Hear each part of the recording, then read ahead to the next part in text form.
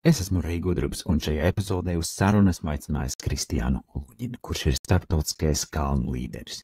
Runājam par viņa crazy pieredzi Kostarikas džungļos izdzīvošanas skolā 4 mēnešu garumā, par kalniem, par riska robežām, par teju nonākšanu Zambijas cietumā Ziemassvētkos un daudz ko citu aizraujošu.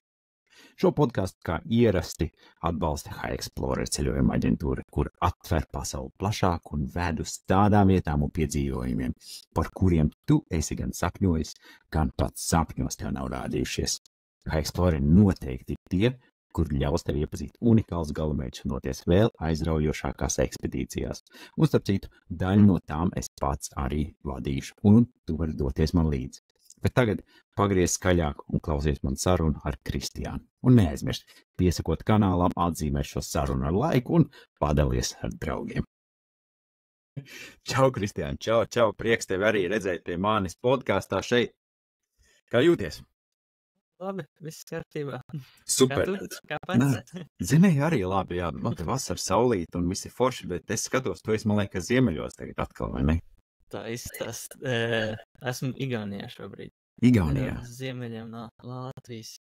Jā, redzi, es jau arī tieši pirms rakstījām epizodu, patāsies izgāju caur tām profilam, papētīju, ko tu dari un kā, un es saprotu, ka es pat nevaru tā uzreiz tev sākt, no kuras puses tevi tagad šķitināt un prasīt tev kaut ko, jo es saprotu, tu esi arī no tiem lielajiem ceļotājiem, kam, kas nevar bez piedzīvojuma, kas nevar bez avantūras, kaut kur vienmēr ir jāraujās, kaut kāds iekšējies tas gēns tev kaut kur moči un lauž tajos piedzīvojumus. Tā ir, vai ne?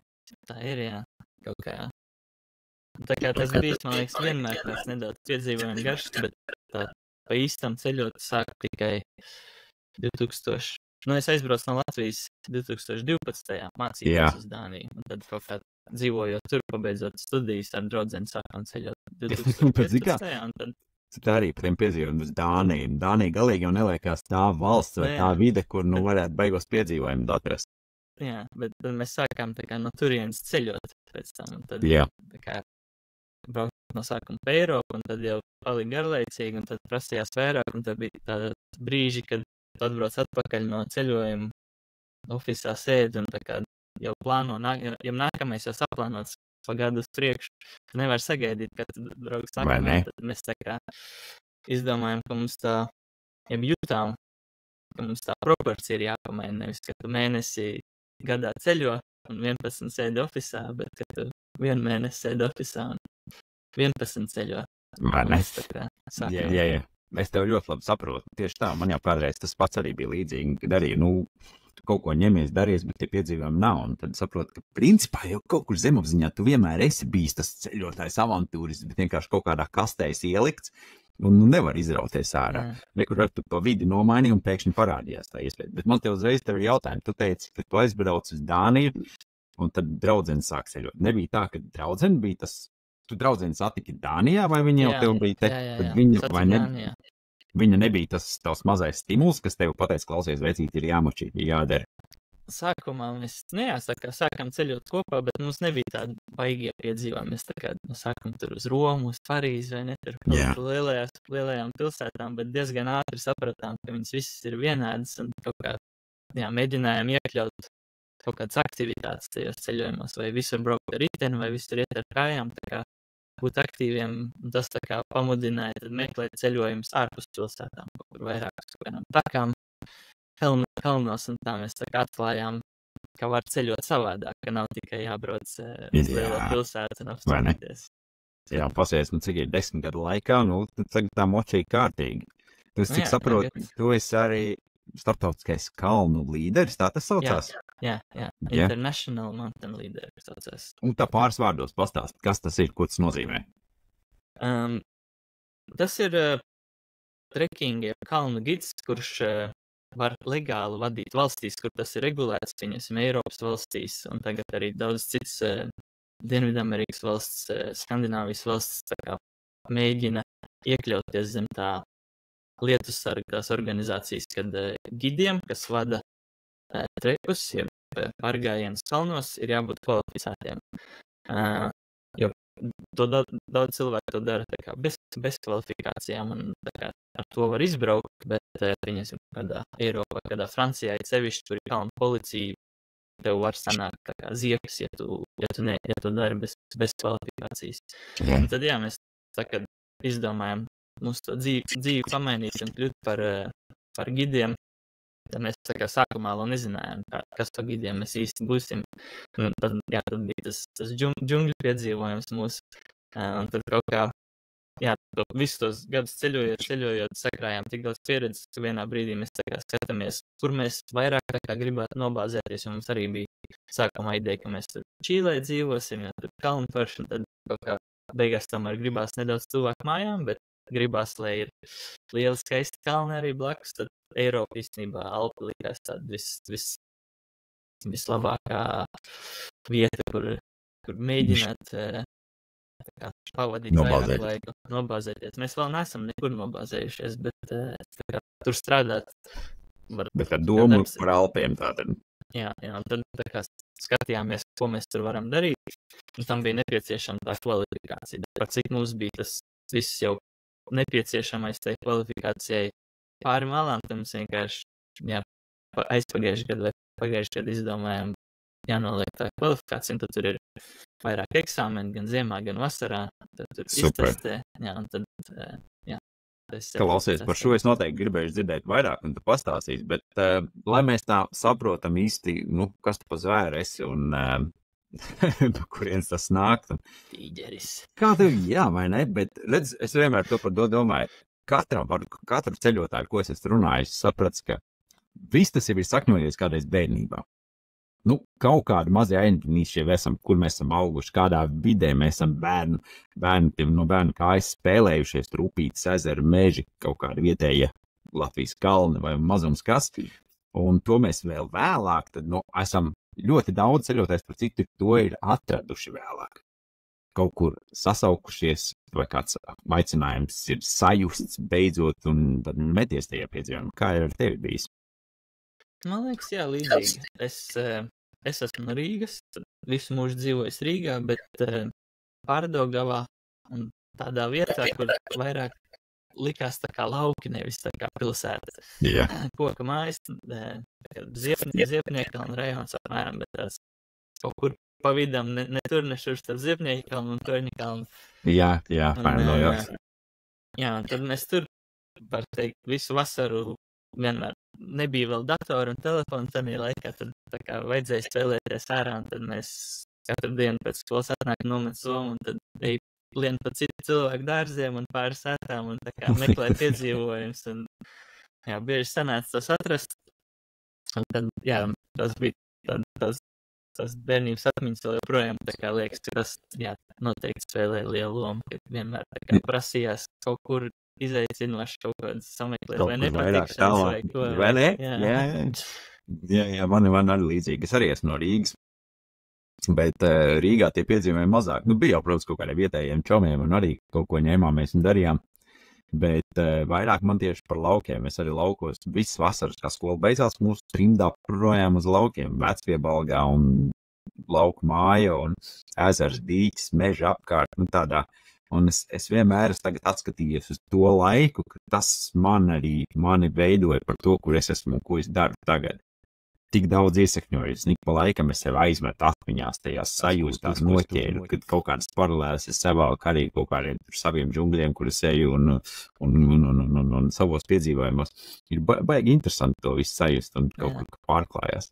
Un redz, daudz arī nobīstās no, man liekas, tām sajūtām.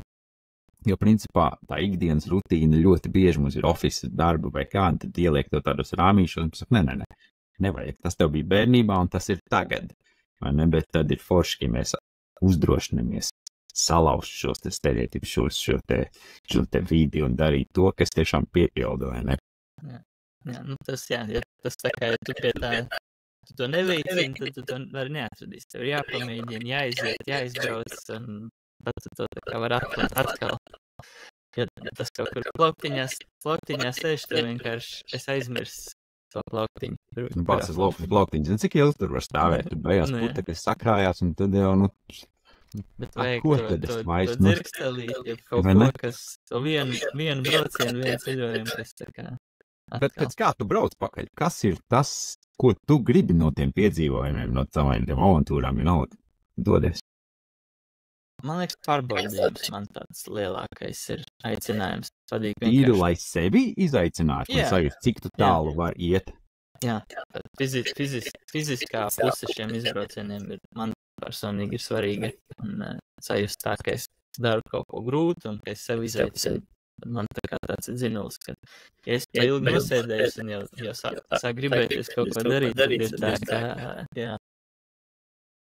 Kas ir grūtākais, ko es tagad varētu izdarīt? Jā, piemēram. Nu, labi. Un tad ejot pārgājienos vai galvenos kāpjot, tad tu tā kā to vēlreiz sev apstiprini, jo ilgāk tu ej, tu tā kā sajūti to enerģiju, spēku, tev tas pārgājiens dod un tev gribas darīt vēl vairāk, tā kā un tu jau ejot, tad jūties stiprs un domā, tagad nākamais es darīšu to un šitā.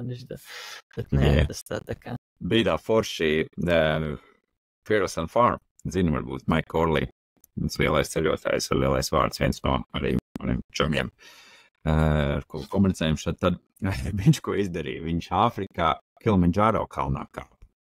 Bet tad viņš saprata, ko tad es tāpatās tur kāpšu?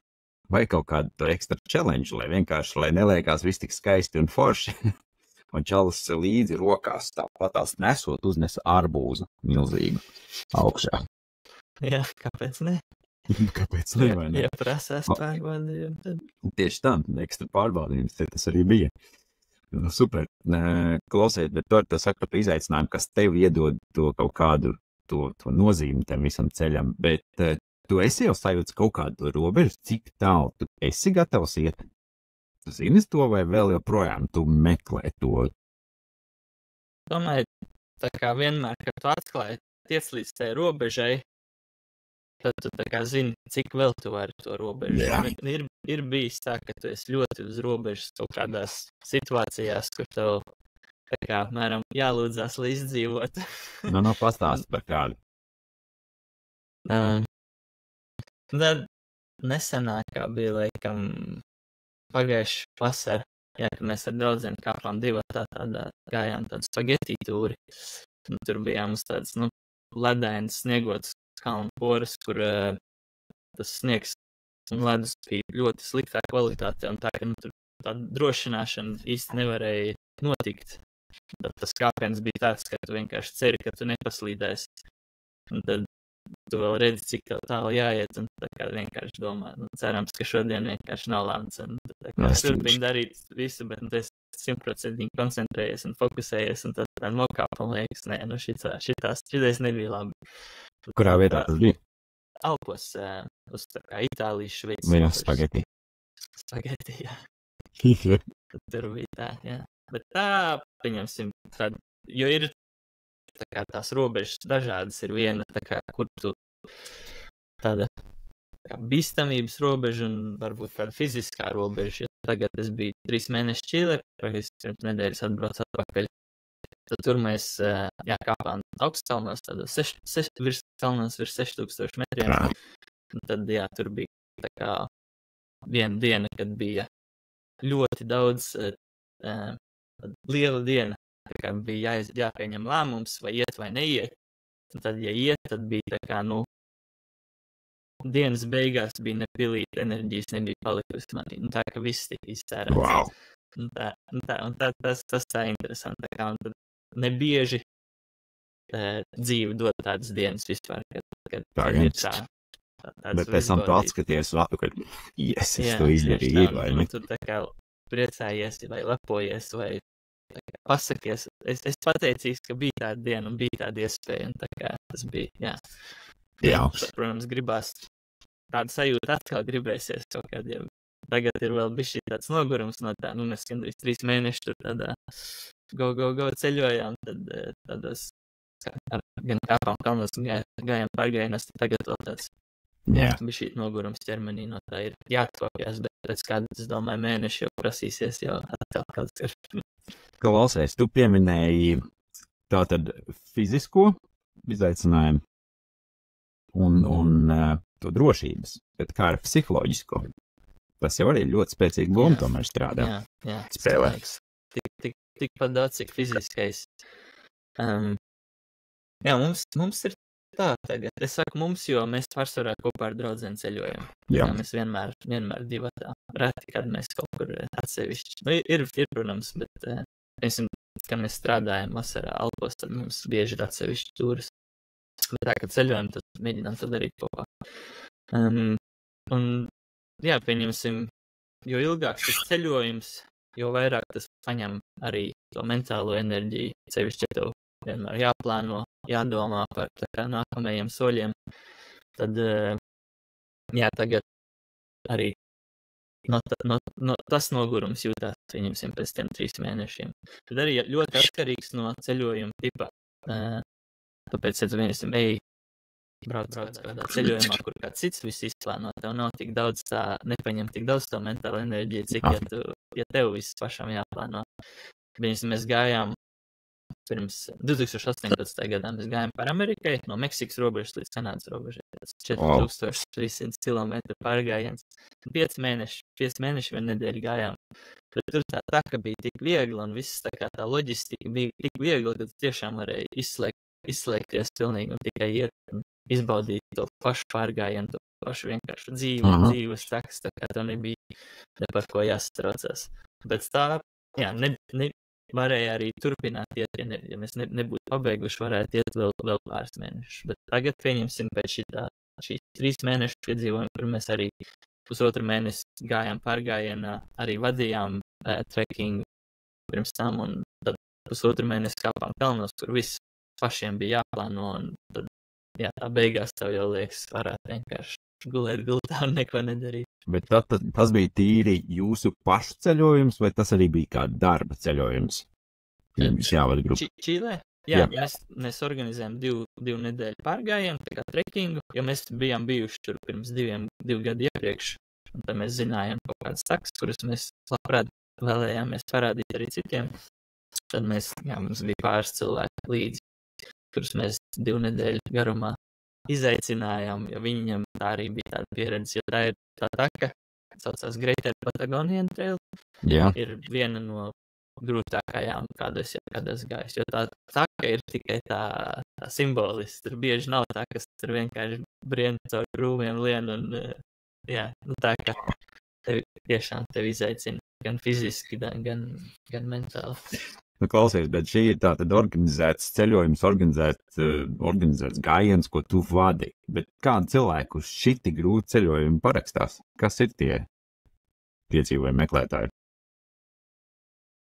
Cilvēki, kurus mēs kaut kādā ziņā viņi jau ir bijuši ar mums, kaut kādos pārgājienos, varbūt tepat pa Igauniju vai kā, un viņi tā kā mums seko, un viņi zināja, uz ko viņi parakstās. Un mēs arī nemēģinājām to ceļojumu nekādi izpušķot, vairāk gan pateikt tiešām, kas tur sagaidīs, lai aizbiedētu vairāk tādas, kas nav gatavi iet caur tam. Bet tie bija vietējie, no Igaunijas, Latvijas. Jā, bija no Igaunijas, bija cilvēki no Igaunijas. Jā. Labi, pastāsti man par to gatavošanās, tur eksāmenu, vai kas tas bija kurs, kur tu gāji tajos starptautiskajiem kalnu līderiem?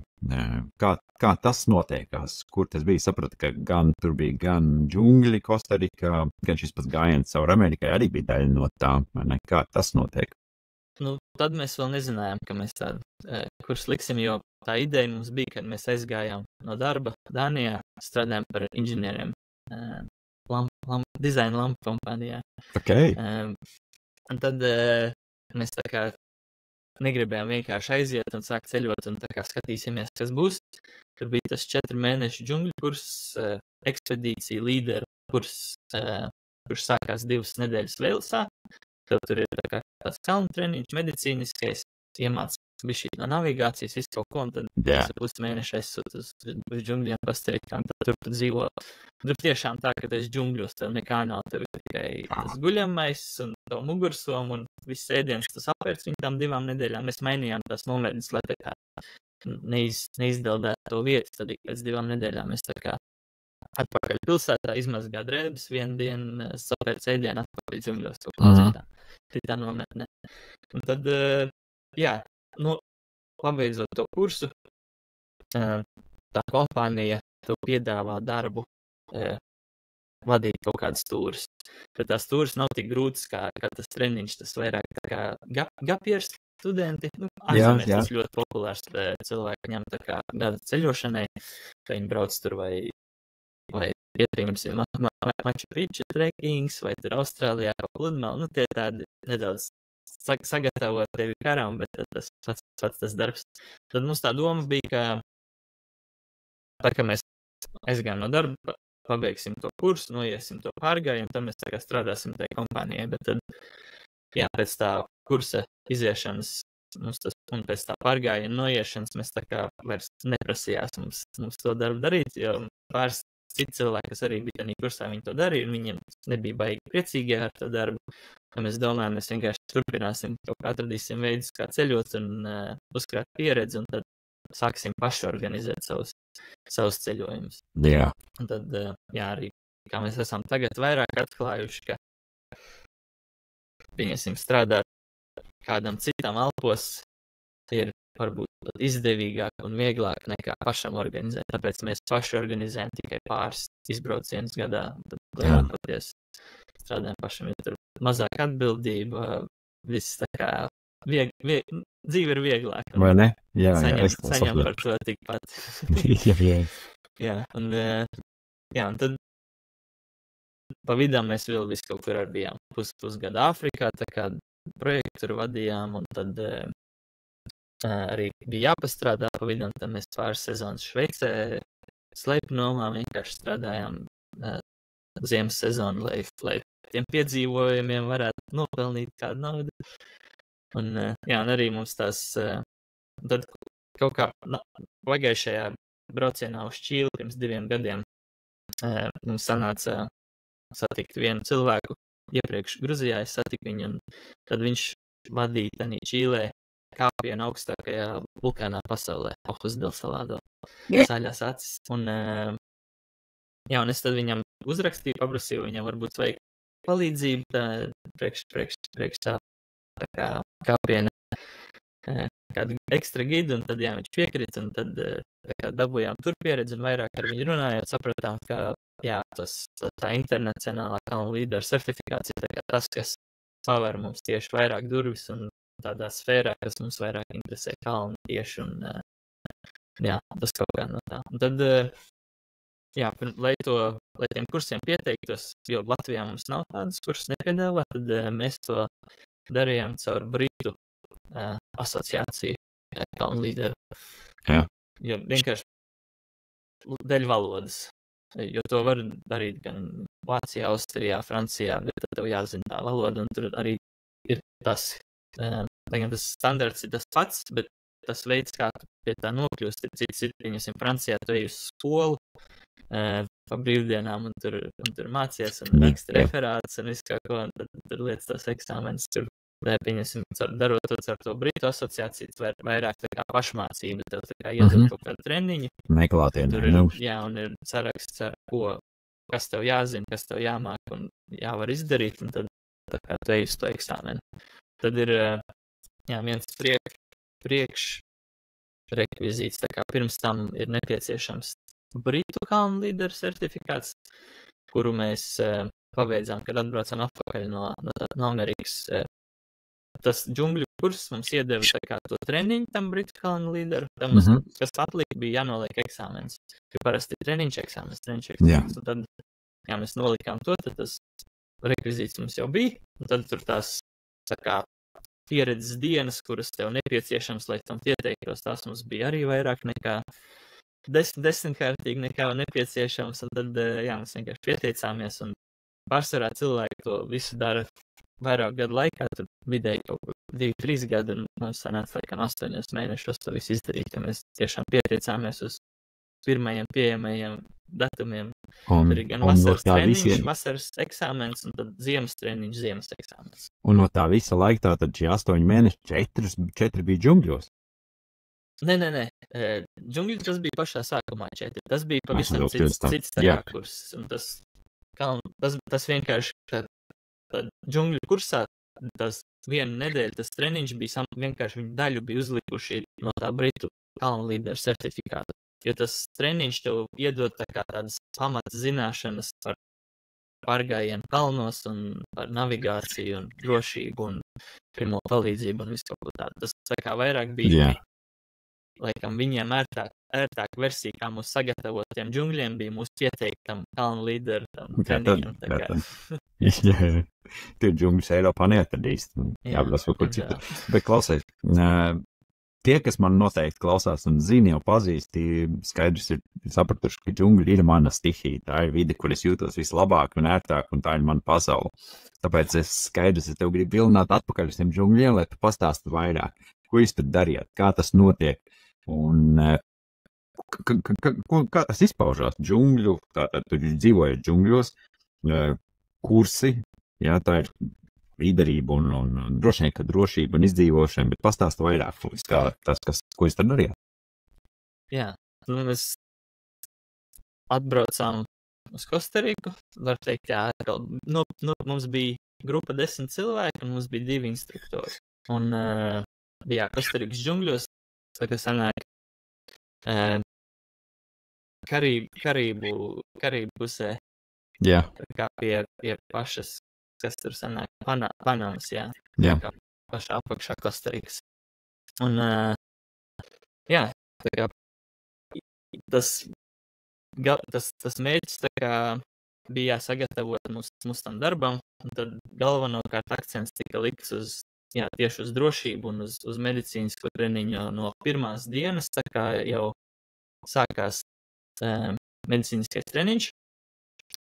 Jebkurā dienas laikā nepaziņots, tev vienkārši var sanākt kādu glābt. Un katru dienu mainījās tas, kurš būs atbildīgs, kurš būs ārsts un kurš būs līderis, kurš organizēs tā kā evakuāciju un kurš parūpēsies par cietušo. Un tad bija, protams, vispārējie bija tā kā palīgi. Un tad katru dienu tev sanāca kāds mainījās, un tad sanāca bieži praktizēt to. Bet jāglāb tā ir tā improvizācija tīra. Jā, improvizācija, bet instruktori izmantoja tā kā neīstās asinis, un viņi ļoti labi tēloja, un tie scenāriji diezgan tādi reāli. Pieņemsim, bija viens tāds nakts vidū, lietas līst, un tur bija mums tā kā kods, ja dzird 3 svilpes, tad tev tā kā jāskrien jāglāb. Ja īstenībā kaut kas notiek, tad bija 6 svilpes. Ja 3, tad tu zini, ka tā ir mācības, bet tāpatās tev uz laiku uzņem, cik ilgi tev pilnīgi gatavībā, bet jo tev katru dienu tu tiec vērsēs kursā. Un tad, mēs tur aizskrienam un bija nokritis koks un uzgāzies un iedūries kādam vēderā, un tad asins pa muti un asins visur apkārt, un tam mediķiem tagad kaut kas jādara, un viņš tur ar tricošām rokām tāds bāls mēģina kaut ko saprast. Un tas viss izskatījās ļoti reāli, vai ne? Un tie instruktori viņš tur bļauj, un tur tās asins nāk ārā. Pušiņas stresiņu uzdien speciāli vēl. Jā, nu tā kā cik tuvu vien īstenībā ir, cik iespējams. Tad ikdienā mēs tā kā trenējāmies gan dažādas džungļu zināšanas, kā filtrēt ūdeni, kā uzcelt nojumi, kā izdzīvot, kā iekurt uguni, ja tev ir malka, ir slapja un tādā veidā. Un arī tas viss bija, tā kā mēs tikām testēti par katru tēmu, arī bija jāzina par dzīvniekiem, par augiem, par visu kaut ko. Tā kā bija jālasa, kad tu bija tā viena diena pilsētā, tad tev bija tik daudz mājas darbi, tur jāievāc tā informācija kalniem un tad atpakaļ džungļos. Un tad, bija jāzina viss kaut kas, tā kā tev bija jābūt pašpietiekam un džungļos izdzīvot, tad tur iemest. Un mums arī bija testi. Galā, kā sanāk, tas saucās tātad kalnu līderis, bet beigās tas džungļu līderis arī tā pieredze. Tas divas dažādas lietas. Man liekas, kāpēc viņi to treniņu darīja džungļos, jo džungļi noteikti ir, ja ne viss, tad viena no grūtākajām tā kā vidēm, kurā izdzīvot. Sevišķi, ja tie džungļi tādi slapi un bez pieredzes. Bez pieredzes, jā. Jā, tā kā daudz ciltis vēl joprojām tur dzīvo, viņiem tur ļoti labi patīk. Tie arī gan jau viss, ja tu izveido to savu bāzi, tur tad, laikam, vislabākais chances ir izdzīvot. Tā gan, teiksim, ja mēs te noliekam blakus kaut kādus tūkstnešus vai ko, vai ne, tad džungļos tev ir viss tomēr, gan ūdens, gan ēdienas, gan telts un, jebkas. Tas gan. Jā, bet tā ir, ja priekš tādas pēkšņi, lai tevi tur sagatavot kaut kādām ekstrēmām, tad, džungļi, man liekas, tad diezgan grūti, jo tur ieeja kaut kas paliek slapšs, tad tas paliek slapšs līdz izēj no tiem džungļiem praktiski. Jā, bet tu teici, ka jūs tur vairāk 10 dienas dzīvojat džungļos, un tad gājāt ārā. Jā, kaut kur pēc 2 nedēļām. Tur jau baigi īstenībā, nekas jau baigi nežūst, pat apavi un pārējais, to man liekas baigās problēmas. Kājas bija savs tikai, kad es guļām nesāk. Nesākās nekāds problēmas ar kājām? Man nē, bet draudzenei bija sākās viņas kājas sāk kūt laikam. Parēdās tās plaisas, un arī citiem bija jāevakuē 2 cilvēki. Viņiem tas dienā no nometnē viņiem vairs nevarēja nostāties uz kājām, tā kā bija tās kājas galīgi. Viņš beidzies. Jā, viņi pēc tam tāpat vēl varēja pievienoties atpakaļ, bet viņiem bija kaut kāda nedēļa jāpaņem pauzi. Tad, tev reāli jāparūpējās par sevi, sevišķi par savām kājām. Nu labi, kā ar ēšanu džungļu, ko jūs to darījāt? Tas jums ar pašiem bija jāvāc? Jā. To mēs vākt tik daudz kaut ko mēs tur laikam vācām, vai mēs varbūt bijām tādā vietā, tur bija kaut kā tāda banāna, bet nekultivēta, tāda tiešām džungļu banāna, kaut ko mēs tur redzām. Bet mēs ienesām ēdienu, visi ienesām un tad gatavojām uz uguns turpat, un tad bija citreiz tā, ka vajadzēja 10 cilvēkus, lai uzvārītu katliņu ūdens, jo lietas gājuši tā, ka jā. Es teicu, man liekas, runājot par uguni arī, man liekas, gan jau tas jums arī pašiem jākurina un jāuztur, ne? Jā. Viņam bija katru dienu, tā kā katram bija uzdevumi, nebija laiks, ka tu sēdēji un neko nedarīji. Tas bija tas laiks, ka tev bija jāguļ. Vienkārši no rīta celies, tad bija kādam, kurš bija atbildīgs par brokastīm, tas arī katru dienu mainījās tie cilvēki. Skautos kādreiz bija gājis? Nā, nebija. Ātrais skauta kursiņš, Kostarikā. Intensīvais. Tad tur, citreiz tev jāceļās 2 stundas ātrāk, jo zini, ka tev jau instruktori bija tādi bargi vienmēr strostējumus, ja nebija kaut kas laikā izdarīts. Viņiem brokastīm jābūt 8, un ja nebūs, tad tev dabūs pa kaklu. Un tad, tu zini, ja līst lietas, tad man jāceļās vismaz 2 stundas agrāk jāiet purināt tas uguns, lai putru varētu uzvārīt, lai viņi 8 ir silta bļodās. Tad bija tāds pieredzīgs. Tad arī mums bija tāds pāris izdzīvošanas naktis, kad mums iedeva tikai mačeti. Bija tas mūsu guļām. Nebija guļamais. Vienā bija guļamais, tā kā pirmais tests. Tad otrajā bija pašiem savu nojumu jāuzceļ un tā kā pirmā naktī tev vakarā iedeva šķiltavs, ja pirmajā dienā rītā iedeva šķiltavs un vakarā viņas atņēma. Un tad tev bija jānodrošina, ka uguns nenodzies tās 2 naktis, kas tev vajadzēja izdzīvot. Tu nekad nezināji. Par laimi paveicās, mums tur tieši naktīs lietas nelīd. Katram bija 10 banānu lapas, mēs drīkstējām nogriezt priekš jumta, priekš nojums. Tā, lai mazāk tas arī tas impakts uz vidi. Tad kaut kā mēs tur izdzīvām, tad nekad nezināja tie instruktori, viņas slapstījās apkārt, tā kā vēroja, kā tev tur sokās, tu nekad nezināja, vai kā un kad tiec vērtēts. Super. Jā, bet tā džungļu pieredze, man liekas, vēl joprojām ar visur, kur ir būtis kalnos, es teiktu, vēl joprojām tādā top 3 tiešām, jo tas pēc tiem džungļiem dzīve likās vieglāka. Mēs pirms, kad plānojām to džungļu kursus un pārgājienu, mums likās, ka tas pārgājiens būs tas grūtākais, bet pēc džungļiem tas pārgājiens bija tā kā pārgājiens pa parkam. Vai ne? Tic. Klausies, man arī, es to, ka te džungļiem pieminēju pirms tam. Redz, man tas gājiens, es parasti vedu cilvēkus Gvatemalas džungļos.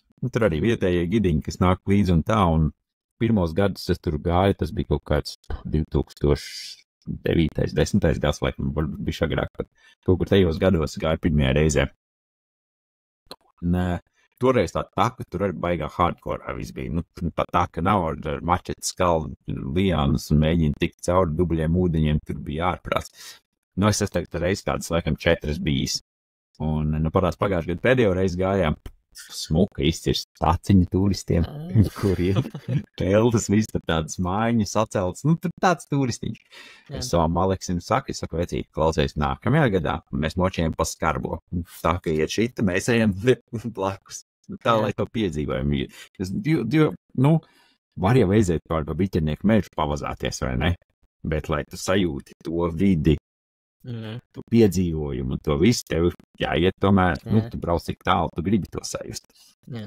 Tāpēc reiz tev nav varbūt tik daudz uzmanības jāpievērš. Nē, tieši tā, nu, protams, tu esi tā, nu, vienalga tur ar 100 km kājām jānoiet, gabals baigais, vienalga tas piekusis, noguris un moskīti tev koži un viss ir slikti un briesmīgi, tev kājas muguras sāp visiem, tas, nu, normāli. Un ja tev vēl jāiet pa tiem brikšņiem ūdeni būt, nu, tur būs kā būs. Bet, nu, vienalga, tie cilvēki jau parakstās, viņi jau grib to piedzīvojumu, nu, cik var vadzāties par lielajām skaistajām Eiropas pilsētām, vai ne? Jā, neaizmirst. To saprot. Bet, rekur, es tev tāpēc uzreiz gribu pajautāt. Tātad tev ir tā izdzīvošanas skola un kā? Ko tu ieteiktu? Kas būtu tas, mēs tagad močiem džungļos, labi, es esmu bijis, to mēs atmetam piedzīvi. Ko tu ieteiktu? Kas ir tie galvenie punkti, tātad džungļos ejot iekšā? Nu, ko skatīties, ko vaktēt, no kā uzmanīties, kas ir tas, nu, kā sagatavoties tam vispār? Es teiktu, pirmā lieta ir, kad tev ir jāpieņem tas, ka tu tur esi ciemos, un tā kā tu tur neesi valdnieks, un, jā, un vienkārši, un to, kad mēs iegājām, pirmā diena džungļos bija uzreiz tā kā pret sienu, nu, diena pret neftu, mēs tā kā gājām pa tādu lauku ceļu, tur, nu, tā kā tādām pļavām, kaut kā tur mežiņš, un tad, kā tikko tu iet džungļos, tad vienkārši uzreiz čūskas, vardas, zirnekļi, koki ar tādām adatām, un nu tā, ka vispār, un tu uzreiz esi tā kā 100% fokusējies uz to vidi, un tu pamani, tu skaties, kur katru pēdu, katru soli, tu skaties, nav tā, ka tu ej un kaut kur apkārt skaties, kur roku, kādu augu tu tur spiedi, nu tā kā pastumis malā, lai kad kāps pāri baļķim, tā kā pastīsies, vai tur čūska nebūs. Nu tā, ka tiešām tev jāpiedomā pie katra sava soļa, jo, nu, viens nepareizs solis, un, nu, tur var sanākt bēdīgi. Bet arī, kas ir jāapzinās, ka, jā, ka tā kā tu tur esi viesis, un jāuzvedās ir prātīgi, uzmanīgi, bet arī, ka tā vide nav tur, lai tā kā tevi nogalināt, tā kā neviens dzīvnieks tur nav, lai tevi medīt. Un, jo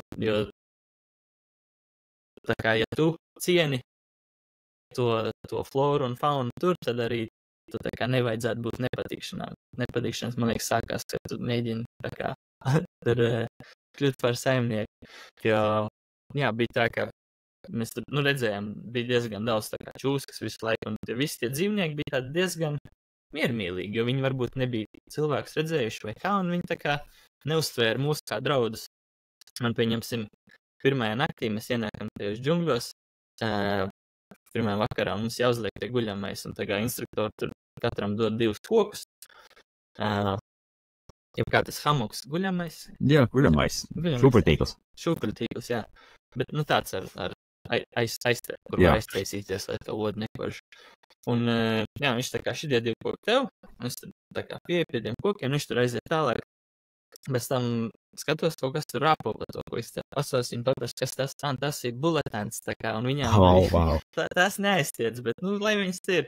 Tā man bija, jā, man šūpuļtīkls bija uz viena koka, kuram apakšā bija tā ložu skudru ligzda. Un tad viņas tā sākumā, kad es sāku to šūpuļtīklu liek, viņi tā kā viss tas koks kustējās, viņas viss izskrien ārā, tā kā satraukušās, ka pasties, tā kā, kas tur notiek, bet tad es tā lēnām uzkarināju, visu iesēdos, visu tā lēnām. Bet tad es tā pašu koku karināju? Jā, nu, tas bija man koks, kur man iedeva, un tad mēs tā draudzīgi arī dzīvojām 2 nedēļas tur. Pēc tam, jā, mēs bijām pēc kaut kādu pāris mēnešiem vēlreiz atpakaļ tanī nometnē. Un vēl joprojām tās skudras tur dzīvoja, un mēs sadzīvojām, nebija nekāda problēma, jā. Tieši tā, ne, ir jau tā filozofija, es no parasti ar maijiem šo maiju kultūras es paņēmu par to, ka tu dabai un džungļiem sevišķi tu lūdz šo atļauju būt daļai, ieiet iekšā, vienmēr es arī iekšā, es arī saviem cilvēkiem saku, sarunājiet, ka viss kārtībā, ka jūs nāciet kā ciemiņš, kā te pareizi teici.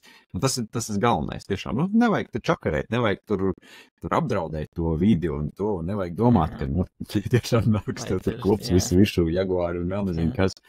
Tā nav. Tieši tā, visi dzīvnieki uzreiz laižās projām, tomēr mēs esam tas lielais baisais bubols, no kā viss baidās, un nezinu, kāpēc.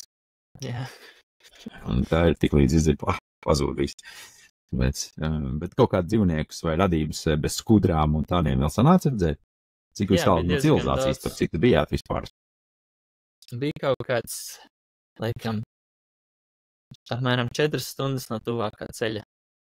Atkarīgs no nomest ar kājām. Tāpēc, mums tur tas treniņš evakuācija bija ļoti svarīgi, jo Kostarikā nav glābšanas helikopteru vai instruktoriem nebija ne pogas, nekādas, kur piespiest kādam iekļūt čuski.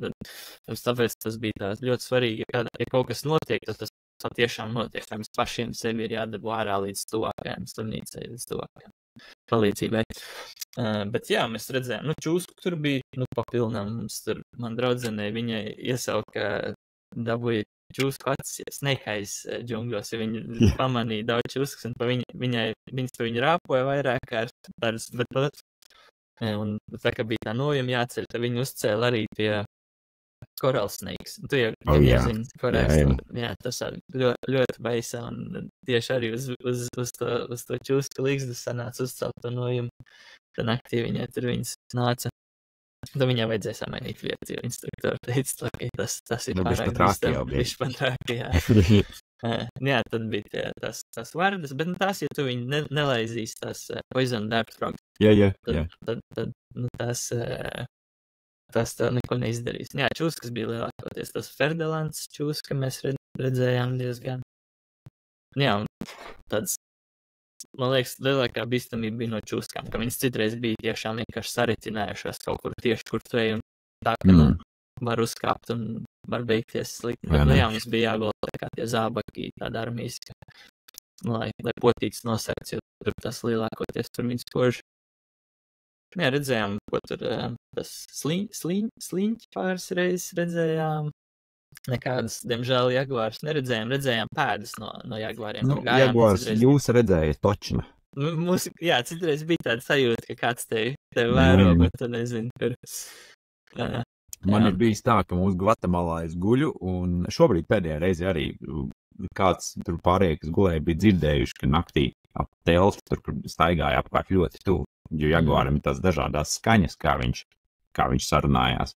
Un to bija atpazinuši, un šoreiz mēs tādas neredzējām, bet es iepriekšējās reizes bija tā, ka es aptaisu telti, un viņš jaguārs, ka telts durtiņā nogā. Tā kā, ok. Jā, mums bija naktī vienreiz, viens kliedz pēkšņi, visi tur saskrien, kas notika. Viņš gulējis, un kāds viņu tā kā sagrābis, viņš teica, tas 2 rokas man sagrāb no apakšas.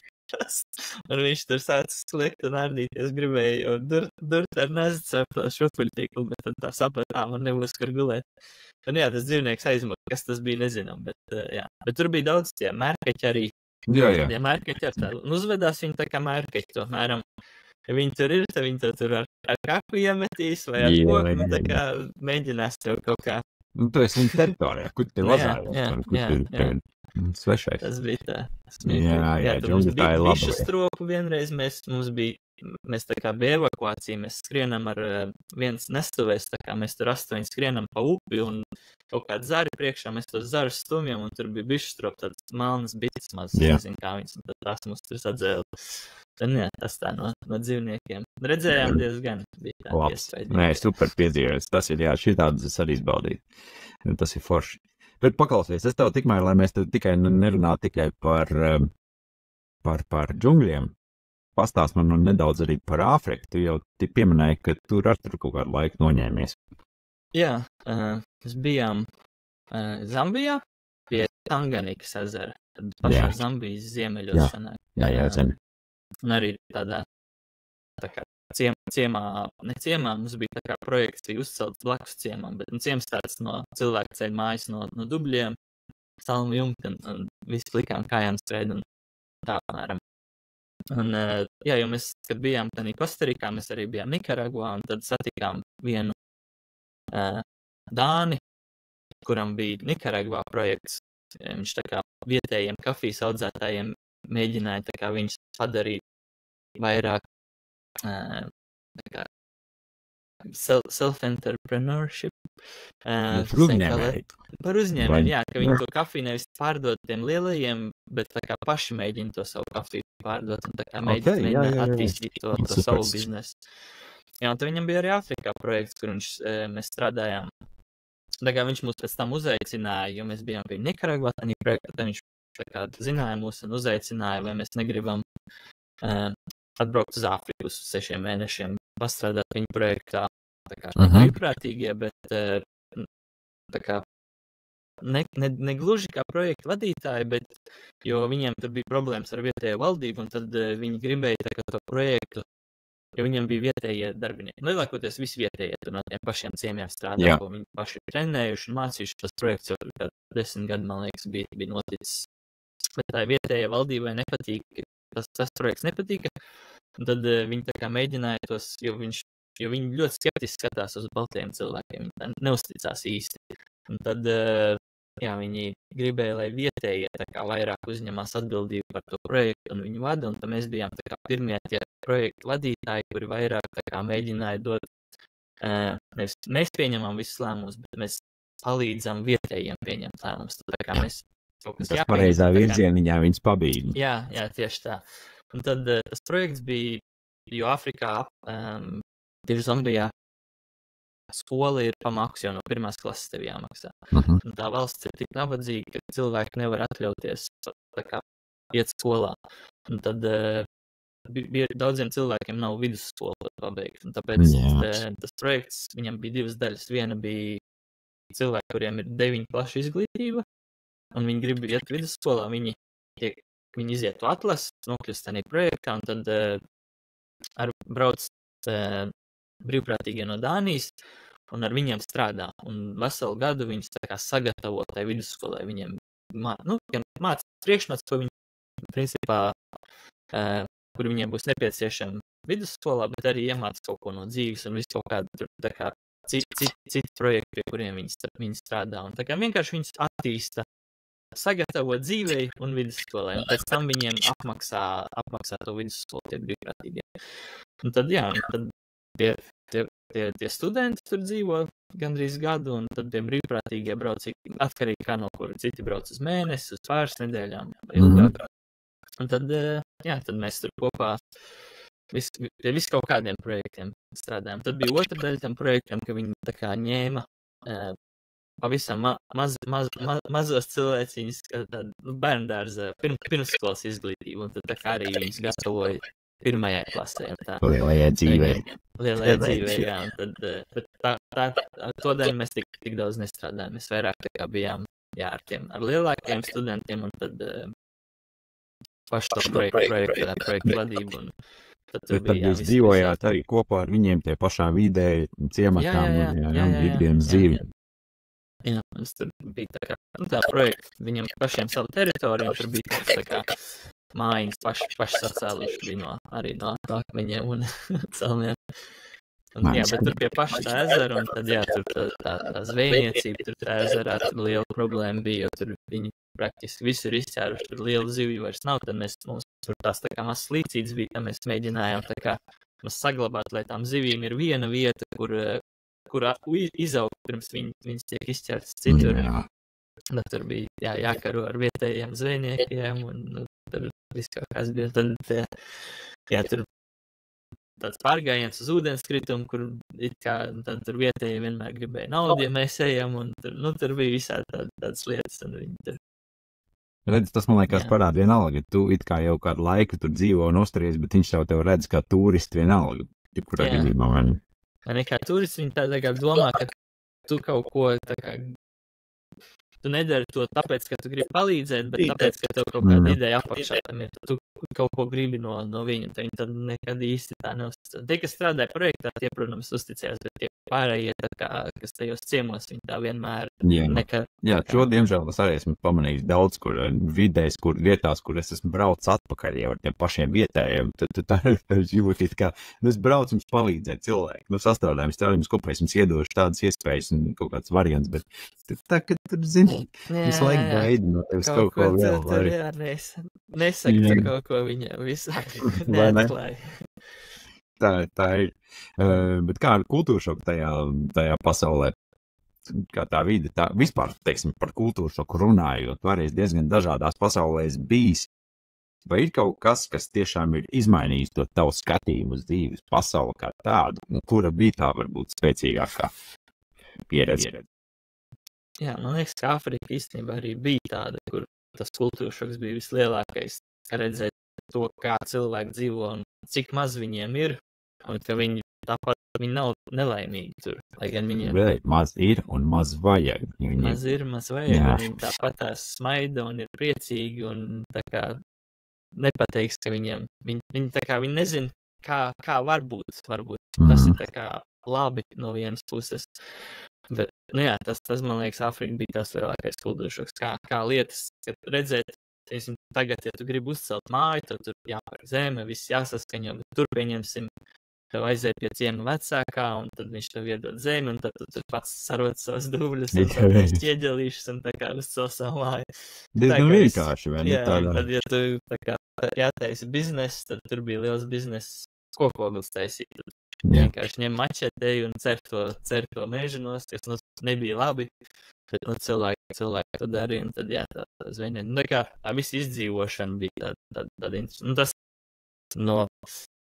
kā mēs tagad dzīvojam, tā kā rietumu pasaulē, tas kaut kas, vispār cita pasaule, pavisam savādāk. Tā, ka to redzēt, tiešām būt tur un redzēt, un tam sekos tā kā vairāk mēnešu garumā, tā kā Bet, man liekas, tieši šī ir viena no tām daļām, ko mēs, man liekas, ceļotāji varam paņemt no tās pasaules. Ja tu sēdi savā istabā, dzīvoklī, mājās pie televizoru katru dienu, tad informācija pilnīgi cita nekā aizbraucot uz šīm te vidēm, kas tev iemed pilnīgi citā pasaulē, pilnīgi citā kultūrā, tradīcijās, dzīves ritamā tajā vidē, kas viņiem ir vai nav, bet te tu var izvēlēties pat to mini, kas tam cilvēkam varbūt tās ir.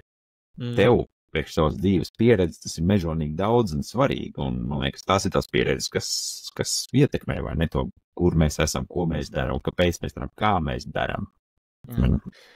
Jā, un arī, jā, mēs nav jāpieņemsim, mums tās informācijas un zināšanas, pat ar vienkārši vidusskolu, bez nekādas speciālas izglītības, vienkārši tu esi tā kā dzīvojis rietumu pasaulē, aizbraucot tur, jo to zināšanu būs tik daudz vairāk parastu vienkārši zināšanu par jebko vienkāršām dzīves situācijām. Tu būs tā kā, ja tev liekas kaut kad, ka tu neesi nevienam vajadzīgs, aizbrauc uz Āfriku, un tur tev būs darba līdz mūža galam, un tu būsi vajadzīgs un noderīgs. Jā, bet redzu, ne tikai Āfrikā, es pat saprotu, teiksim, tajā pašā Latīņamerikā arī tiklīdz cilvēku uzdzirdīt, ka tu esi no Eiropas, viņi zina, ka Eiropā viss ir labāk, viss ir foršāk, stāsti, rādi, māci, viņi arī visu laiku grib no tevis kaut ko vairāk iegūt informācijas līmenī. Tā zināšanas mums ir, mēs viņām esam jau pieraduši, pieņēmuši kā pašsaprotams, bet tajā pārējā pasaules daļā ļoti daudz, kur mēs varam dot no sevis. Un tieši man liekas, ka šie te brīvprātīgā projekti ir ļoti lieliski vide un vieta, kā to informāciju nodot tālāk un pretī saņemot ārkārtīgi vērtīgu pieredzi atkal, ne? Tā ir, jā. Tu esi vēl kādos brīvprātīgo projektu, tu strādājis kaut kur? Tanī Nikaragvā mēs tur bijām tikai uz nedēļu. Tas tāds vairāk tā kā iepazīšanās, bet nē, kopš tā īsti nav būs.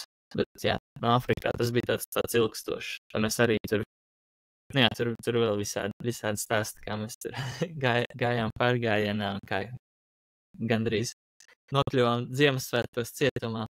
No, pagi. Es jau domāju mainīt tēmu, bet paklausies, tu pacēli tagad interesanti stāsti. Jā, tur tas projekts ap Ziemassvētkiem, par cik brīvprātīgie visi paliek mājās vai nesvinēt ar ģimenēm, tad mums tā kā bija brīvs Tad mēs izdomājām, jāiet pārgājienā, tas mums tā kā patīk. Un tur, tā vidi tur apmēram tad, kas sanāk, tad tropiskā savana vai kaut kas. Un tur tā kā ir gan lietus, bet arī tas viss tāds pussas, ne. Un, iesim pārgājienā, bet tur nav ne karšu, nekāda pārgājiena taka, tad mēs vienkārši tā Google kartē skatāmies, ka uz apmēram 60 km uz ziemeļiem, ezeru tā kā ejot, tur ir Nacionālais parks.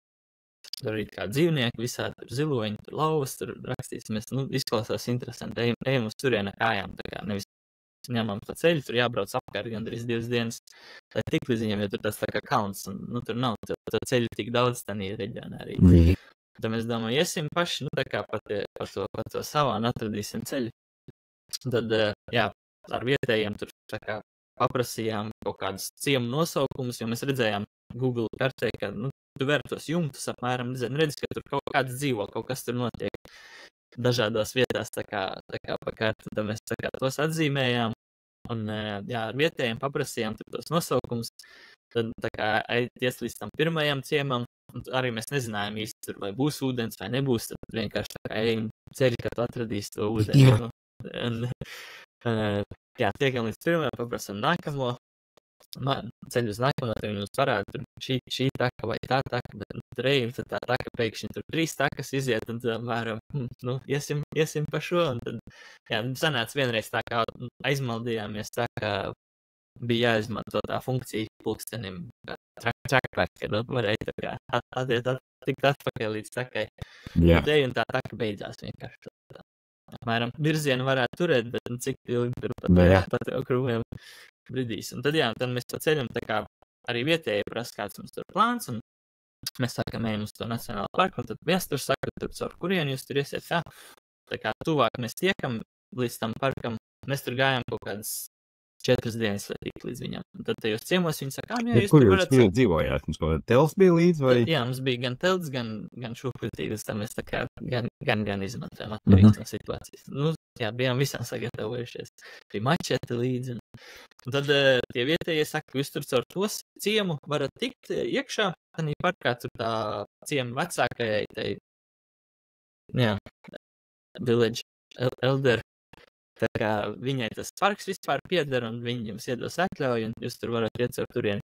Un mēs tiekam līdz tam ciemam, atradām tur kaut kādu puiku, kurš runā angliski, un tā kā varēja pārtulkot. Tā ciema vecākā, viņa dzīvo pārūpē vienīgā parka pusē, kur ir atļaujas tā kā dzīvot, jo viņai tur viss pieder, viņa ir saimniece. Mēs labi, viņš ar laivu mums tā kā pārērē par tūpi, aiziet līdz viņai, paprasa, vai mēs tā kā varam pienākt pie viņas mājas, viņa atļauj, mēs aizējām. Viņš paprasa, vai mēs varam iet mājā, un tad mums tur bija jāklanās un jāaplodē, tā kā ceremonija. Viņš mums pateica, kas mums jādara. Tad mēs tā kā paskaidrojām, kāds mums tas plāns, mēs gribam iziet ar to parku, bet tur parku otrā pusē tā kā pilsēta. Un tur, kur ir oficiālā parkija. Tad viņi mums tā kā labi. Bija jau vakars jau, tad viņi saka, ka, mēs paprasījām, vai varam palikt viņas dārzā, tā kā šonakt, tad mēs tur uzcēlām telti, un tad kopā ar viņu gatavojām vakariņas, viņi tur, uz tiem akmeņiem pat sildīja, tā kā nekas tur tāds glauns, var teikt, nebija, vai ne, dzīve pavisam vienkārši, pat, ja tas ciema vecākais. Un tad, palikām tur, nākamajā dienā viņi uzrakstīja mums to atļauju, mēs tur viņai kaut ko samaksājām, un tur bieži arī viņi prasa nevis tieši naudu, bet viņiem daudziem ir kaut kāda sāpju skaits, viņi tieši prasa zāles, kaut kādas zāles parastākās, tas viņiem grūti viņas dabūt, jo viņi dzīvo tik tālu no tuvākajiem poliklinikām, slimnīcām. Tad mums tā kā ieejam tanī parkā, parāja mums tur ceļu, mēs ejam ar to parku, visu dienu jau un tad redzējām Google kartē, kas tur ir tāds tā kā loģis, kur, cik mēs sapratām, reizi gadā brauc kaut kādi biezi amerikāņi un uz makšķerēšanas sacensībām. Jā. Tur tā, pa lielam nekas cits tur nenotiek. Tas loģis ir uzcelts, tad mēs domājam, tiksim līdz turienē, tad sapratīsim. Mēs tagad ejam pie tā loģa, un tur parka darbinieks strādā kaut ko, darīja kaut kāds darbs ceļmalā. Viņš tā izbrīnīts uz mums skatās, mēs čau, un ejam garām. Viņš tā paga nācies šurp. Tad mēs tā kā, nekāda problēma, mums atļauj, mēs viņam parādām to atļauju. Un viņš tā kā, labi, man par šito būs tā kā jāuzsvan, jānoskaidro. Un tam viņš saka, bet labi, ejiet uz to loģu tur, viesmāju tur.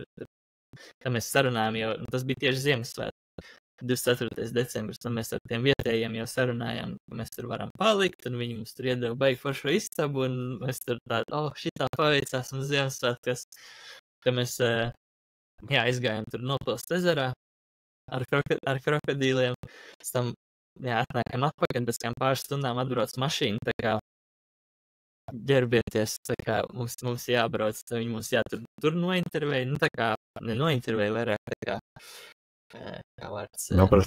Noprašņāja, tad tā kā interrogations mums bija, kā jūs te tikāt, kurš jums pateica, te nāk, tā kā, viss tā, mēs tā saprotām, te nopietni.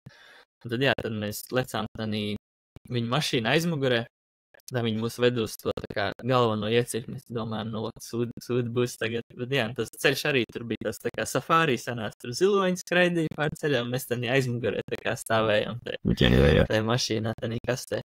Bet tad vēlreiz tā kā, vēl galvenākajam, vēlreiz visu izskaidrojām, pastāstījām, un viņš saprata, ka mēs vienkārši esam, vai ne? Turisti, jā. Un tad teica, ka mums vienkārši jāsamaksā bija tā atļauja, ka mēs pavadījām to dienu parkā, bet viņš teica, ka pats parkā nedrīkst, ja tev jābūt pavadonim ar ieroci līdzi. Jā. Tā mēs bijām. Dēļ dzīvniekiem tieši, vai iekšējiem? Jā, dēļ dzīvniekiem. Kaut kā, jo tur ir tie hienas. Nilzirgi, jā, tad no tiem, un tur, jā. Begun. Jā. Tie krokodili. Bet, tad bet viņš teica, tā kā nākamajā dienā nākat atpakaļ, un tikai jums ir oficiāli tas jādara, nevis pa kaut kādu.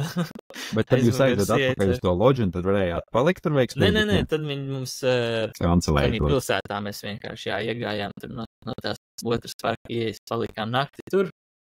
Tur es, man liekas, noķēru malāriju, pēc tam, bet otrā dienā, to es tikai uzzināju pēc nedēļas. Merry Christmas! Jā, bet tad, nākamajā dienā mēs aizgājām atpakaļ uz to parku, un tad vēlreiz pāris dienas to parku izstaigājām ar gidu, ar ieroci, un tad devāmies atpakaļ. Atpakaļ mēs varējām pazaru ar laivu īstenībā aizbraukt. Okay. Tas bija super. Klausies, tur jūs arī ejat vieni paši pa ceļu Āfrikā, kaut kur tur tikko teici, tur visādi dzīvnieki, bija bailes nekādas, tev ir kaut kādām bailēm jau katram mums piemīt. Kas ir tas tavējais? Es nezinu, no dzīvniekiem tā īsti nav, jo mēs esam divatā, parasti, nezinu, tā kā, man liekas, dzīvniekiem vairāk ir no tevis bail nekā, un parasti jau neviens, pēc tās džungļu pieredzes mēs zinām, tā kā neviens tev tāpat vienkārši neuzbruks virsū, tāpēc, ja tu tā kā ej un klausies, un ja tu, labi, tur laubars varbūt nāks, bet man liekas, viņām arī būtu vēl no cilvēkiem. Mēs varam paņemt kokus, mēs varam mest lietas, tā kā dzīvnieks bieži tā kā nobiedē. Kad mēs arī gājām par Amerikai, mēs lāčus redzējām vairāk kā tā, ka bija tas, man liekas, visinteresantākais encounters bija, kad es eju pa taku un lēts nāk pretīgi pa taku. Mēs tā apstājamies, nezinu, 15 metri viens no otru, pastamies, viņš apiet man apkārt, uziet atpakaļ uz takas un turpiniet. Un tā kā es viņam neinteresēju. Galīgi ne. Es arī turpināju. Jā, un tad, kaut kā no dzīvniekiem īstenībā, es domāju, vairāk ceļojot, gan jau, ka visdrīzāk bail būtu no cilvēkiem, ja tas ir visbīstamākais dzīvnieks. Bet arī tas, tā kā, tu jau apmēram zini kādās vietās, ja ceļojot, tā kā ir tā juška, tā kā, kur var, kur nevar, un tā kā tu jau redzi, ja liekas, tā kā kaut kas nav, tad vai apgriezies, ej pa citurienu, vai kā. Bet, kur ir tava robeža starp risku un avantūru? Tu viņu jau esi atradis? Nē, iedod vēl vairāk detaļas, kā. Saprot, risks jau, mēs visi ceļotāji savā veidā kaut kur riskējam, bet tev jau ir pieredze, lai tu saproti, cik tālu tu vari iet, cik tālu tātad pa to pašu safārī mežu tu vari iet vai nevar iet, vai džungļos vari iet vai nevar, kurā brīdī jau paliek riskanti un apdraudējums tavai dzīvībai, un cik tālu vēl joprojām ir piedzīvojums. Tev kā pieredzējušam cilvēkam, ka šādas ekspedīcijas gājis, tu esi atradis to savu robežu.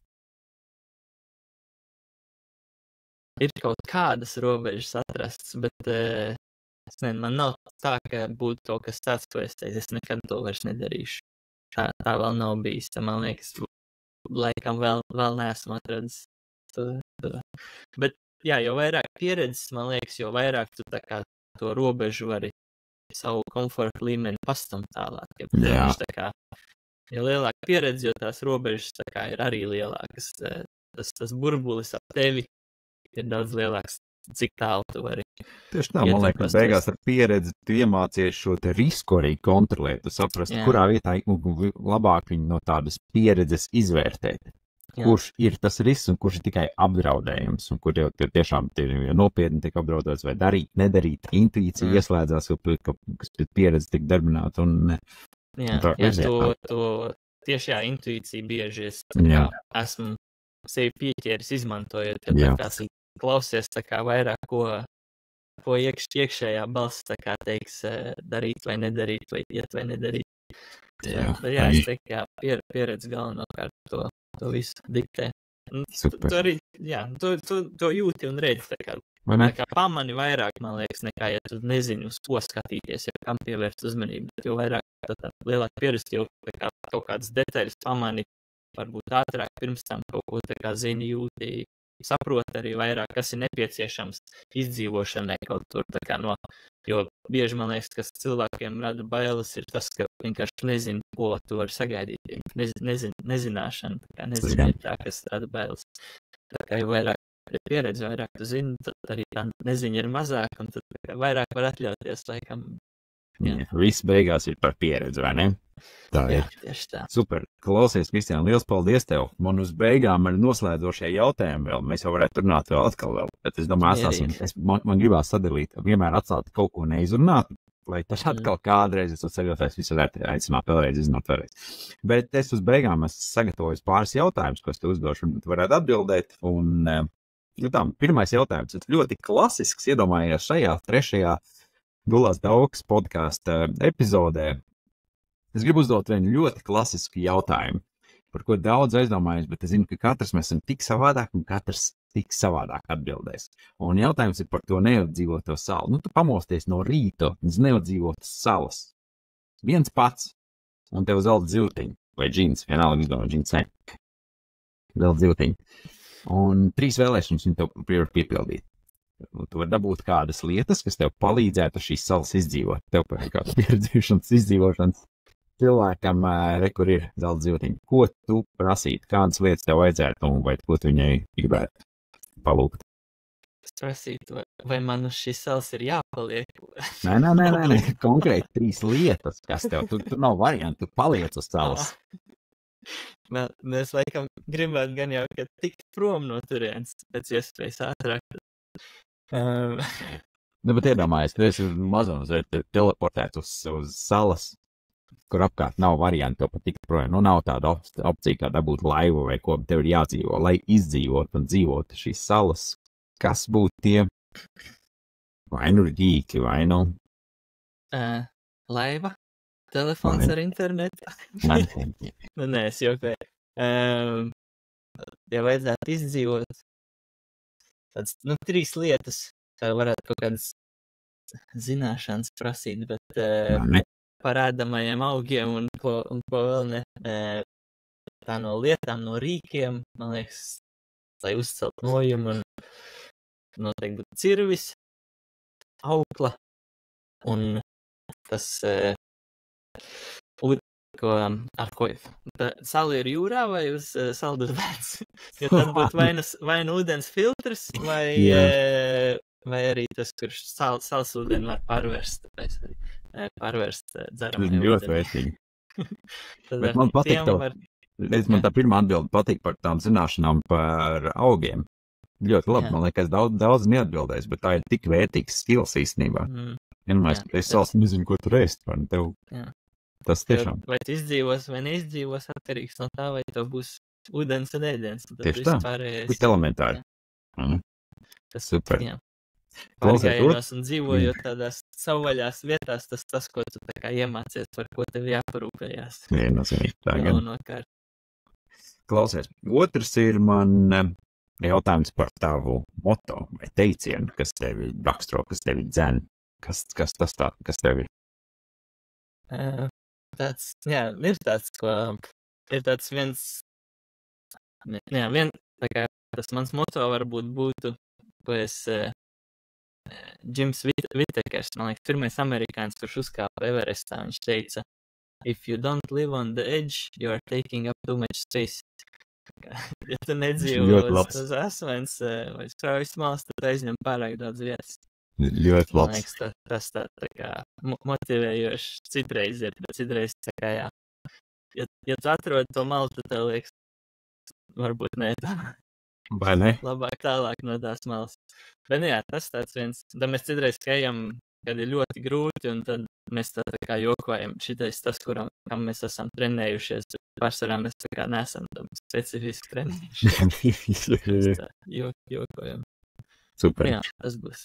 Nu, labi, un tad uz beigām es tev vēlos uzdot arī jautājumus, ko tu varētu uzdot nākošajiem viesim. Es vēl nezinu, kurš būs nākošais viesis, tāpēc tāds random jautājums no tevis. Ir tev kāds sagatavots? Jā, būtu vērtīgi zināt, kas pa viesi, tad varētu uzprasīt kaut ko interesantu par profesiju, ko es nezinu. Kā plāno pavadīt nākamo vasaru? Kādu plānu vasarai? Vai ne? Bet labs īstenībā. Tur jau tā uzreiz parāda, ko cilvēks, kas pa piedzīvojumu cilvēku, kādu savantūras ceļojumu vai kas padomā, vai plāno vai neplāno. Tur tik daudz variantu uzreiz ir. Jā. Super. Tas interesants varētu būt. Jā. Labi, Kristiāna, liels paldies tev. Paldies, ka atradi laiku. Tiekamies piedzīvojumos, tiekamies avantūros, turpini darīt to, ko tu dari. Super. Jā. Un, kā zini, varbūt tiekamies džungļos. Varbūt, jā. Man tas tā kā galvā kaut kur ir, ka es gribu atpakaļ uz tiem džungļiem vēlreiz to pieredzi tā kā iegūt, bet kaut kā nav sanācis. Jā, visam savs laiks. Visam savs laiks. Es domāju, ka džungļi vēl notiks. Noteikti. Labi, liels paldies tev. Un čau, čau. Paldies tev arī. Čau, čau.